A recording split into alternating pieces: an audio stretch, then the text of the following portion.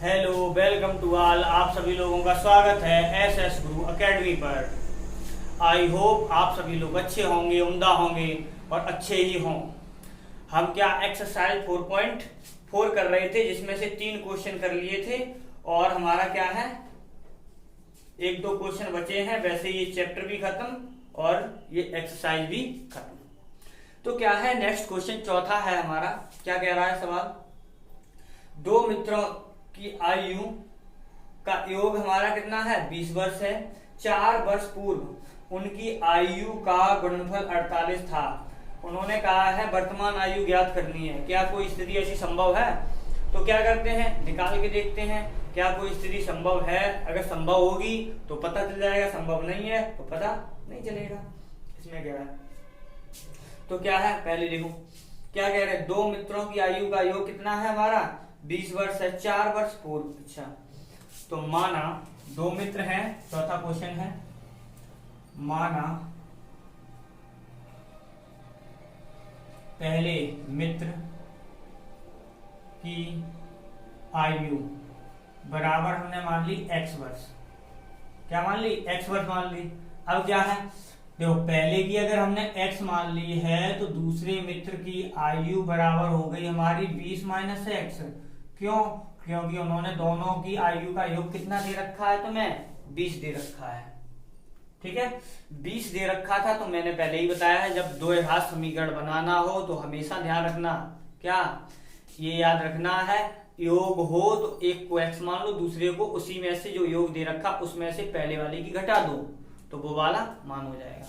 मानने के लिए तो भी हमारा यहाँ x मान लें, यहाँ y मान लें, फिर निकाल लें, तब भी दो घात समीकरण बना सकते हैं और बन जाएगा जाके। लेकिन क्या है, क्यों ज्यादा लंबा करें, जब छोटा हो तो क्यों ज्यादा लंबा करें, तो यहाँ पर हो जाएगा। अब ये हो गया। अब क्या कह रहे हैं, उन्होंने ये कहा है 4 वर्ष पूर्व, तो 4 वर्ष पूर्व आ जाओ, 4 वर्ष पूर्व। 4 वर्ष पूर्व की बात करेंगे तो क्या होगा, पहले मित्र की आयु होगी वो कितनी हो जाएगी, पहले मित्र की आयु, पहले मित्र की आयु कितनी हो गई, x माइनस 4। पहले के लिए मैंने क्या बताया, हमेशा जितने साल की कहें उतने ही साल घटा दो। और दूसरे मित्र की कितनी हो जाएगी, दूसरे मित्र की आयु बराबर हो गई हमारी 20 माइनस x माइनस 4। तो ये कितना हो गया, 16 माइनस 4, वो सॉरी 16 माइनस x, ये हो गया बस। ठीक है, ये हो गया। अब क्या कह रहे हैं, इनकी 4 वर्ष पूर्व इनकी आयु का गुणनफल 48 था। कहने का मतलब इसका गुणनफल और इनका गुणनफल कितना था, 48। तो ये कितना हो गया, x माइनस 4 और ये हो गया 16 माइनस x बराबर कितना दे रखा है तुम्हें, 48। कर दो गुणा, देखो यहाँ से हुए 16x, इसका यहाँ पर तो माइनस का x स्क्वायर, यहाँ पर 16 या 64 और वो भी माइनस का, और ये हो गया माइनस माइनस प्लस का 4x बराबर 48।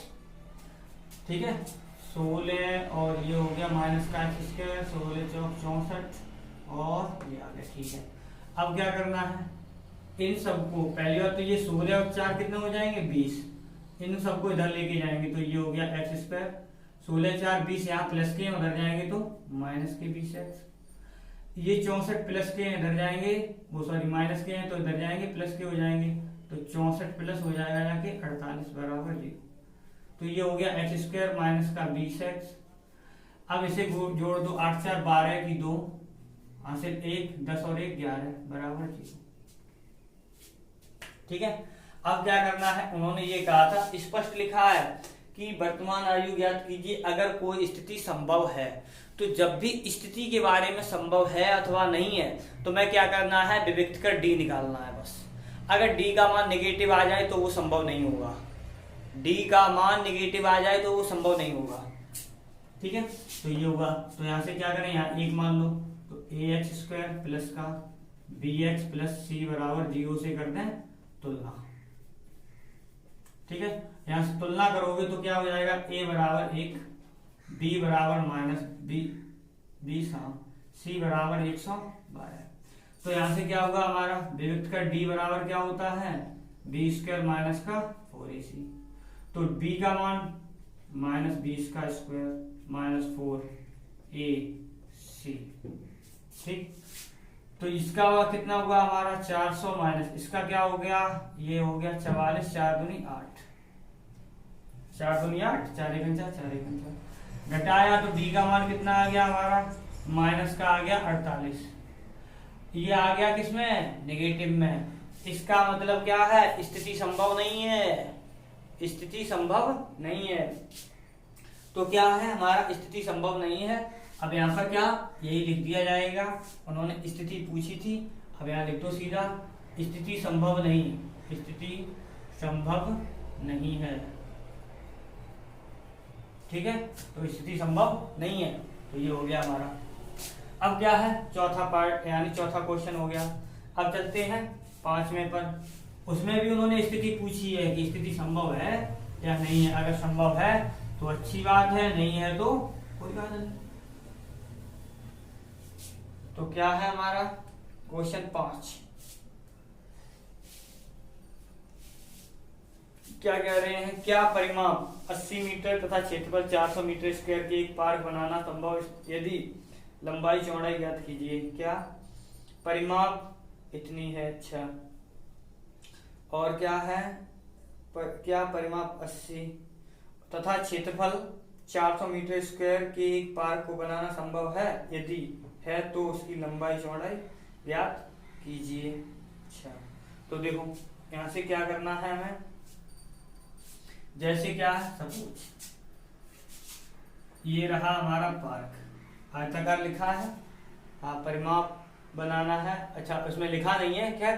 तो देखो हमारे जो पार्क होते हैं वो क्या होते हैं, ज्यादातर तो किसमें आयताकार होते हैं, लेकिन फिर भी हम आयताकार नहीं मान सकते। क्यों, हो सकता है विमान जो हम निकालें वो हमारी हो सकता है बराबर आ जाए, तो वो कैसा बन जाएगा, वर्ग बन जाएगा। इसलिए क्या है, हम सीधा बनाएंगे नहीं। क्यों, क्योंकि बाई चांस इसकी विमाएं बराबर आ गई तो पहले हम आयताकार मान लेंगे और फिर कहीं वर्गाकार प्रूफ हो गया तो इसलिए नहीं मानेंगे। तो क्या सीधा पहले लिखेंगे, माना क्या था, पार्क की लंबाई बराबर हमने मान ली x मीटर। ठीक है, तो यहां से चौड़ाई अपने आप निकलेगी। तो देखो पार्क की परिमाप, पार्क की परिमाप, तो परिमाप क्या होता है, जितनी भुजाएं हैं उन सबको जोड़ दो। तो इसमें क्या होता है, 2 मानी जाएंगी, 2 लंबाई होंगी और 2 ही चौड़ाई होंगी। ठीक है, ये सूत्र होता है। परिमाप दे रखा है 80 और ये रहा 2 और ये रहा लंबाई की जगह x, चौड़ाई की जगह चौड़ाई ये रहा। अब क्या है, 2 से इसे काट दो, ये हो गया 40 और इसे यहाँ ले आएंगे तो कितना हो जाएगा, तो यहाँ से चौड़ाई बराबर क्या निकलेगा हमारा, 40 माइनस का x, ये मीटर में आ गया। ये क्यों किया, एक्स वाई क्यों नहीं माना, एक्स वाई भी मानते तो भी यही करना पड़ता, फिर एक से मान निकालते दूसरी जगह रखते, कैसे भी कर लो, दो समीकरण बनना ही बनना है।